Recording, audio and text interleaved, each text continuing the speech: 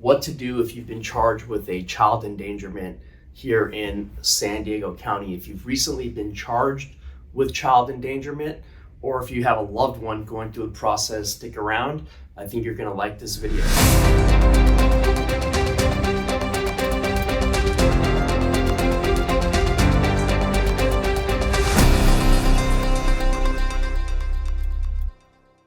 My name is Dod. I've been a criminal defense attorney here in San Diego since 2004. My firm is Dod Law. We practice exclusively criminal defense, meaning that's really all we do.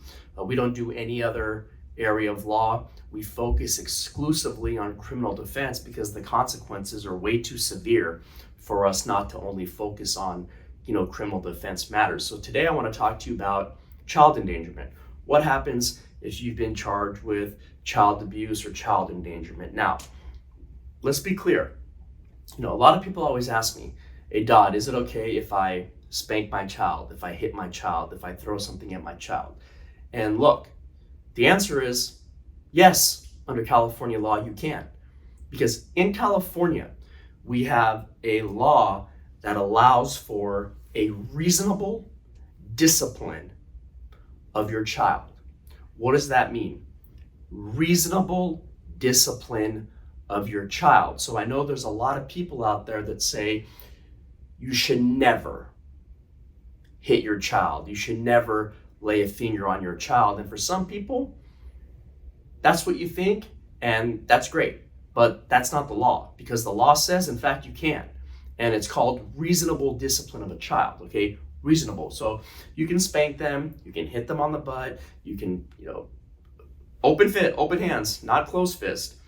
Slap them in the back, slap them, across the face. Reasonable, okay? What you can't do is pull out a belt and continuously hit your child and leave welts all over your child's body and say, well, this is reasonable, because and I know that's not. So reasonable, it's a very subjective interpretation. It's what you think is reasonable, but in my 19 years of experience, what I see are slaps, hits with wooden sticks, nothing that's going to leave a mark, okay?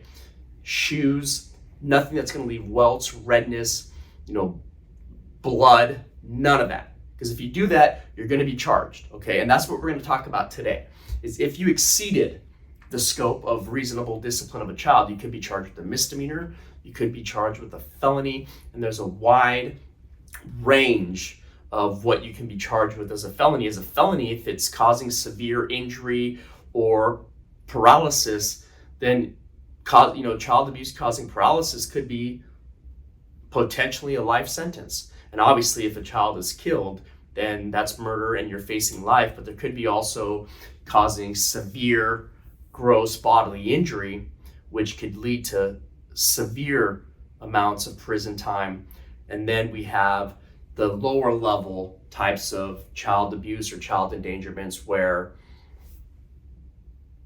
there's really no long lasting injuries, some redness, some bruising, and then you got charged with, child abuse. You can also be charged with child endangerment if you leave something that's dangerous in your house that your child has access to. You left a gun in the drawers. You left drugs somewhere where your child can easily have access to them. So I'm going to talk about child abuse and child endangerment as a misdemeanor now, okay?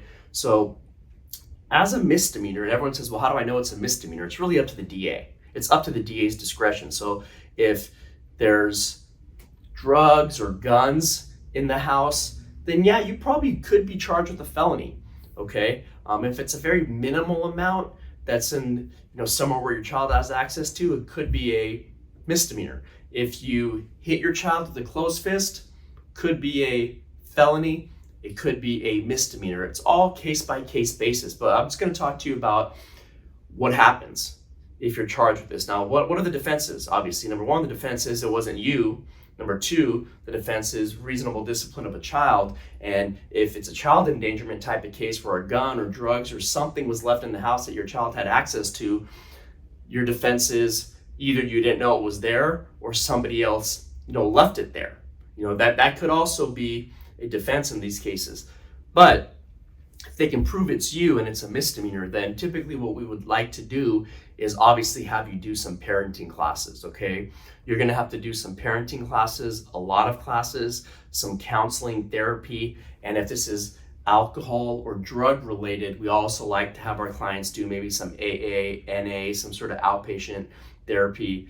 And if we do that and it's a misdemeanor, we can continue the case out, and then eventually we can get the case dismissed.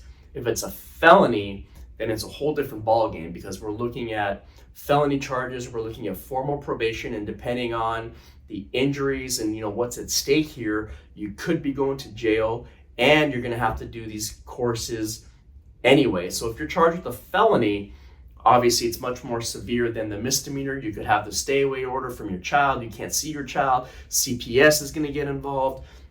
There's a wide array of things that can happen when you're charged with whether it's a misdemeanor or felony, but obviously on a felony, the stakes are a lot higher. So what happens if you're charged with a felony child abuse causing significant injury? Then really the issue becomes, was it you or not you? Okay, and if it's not you, then we're gonna have to fight the case and put the case in front of a jury and let a jury decide if it was you. Then it really becomes an issue of mitigation. What can we do to get you the best outcome? What led you to this point? You're gonna have to do a lot of counseling, a lot of therapy, a lot of things you're gonna have to do to show the judge why you could be rehabilitated. Now, Dod, what if I'm in jail? What if I'm in jail, I'm in on a felony, and I have these child abuse endangerment charges? What do I do? And that's a great question. And if you're in jail, then there's really nothing you can do on the outside, right? You can't do treatment, you can't do these other classes, but there are courses inside of jail that you can do to try to help mitigate your case. What we would do is, if you're in jail, we would like to gather a bunch of information about you. We would most likely do a psychological evaluation, find out what's going on.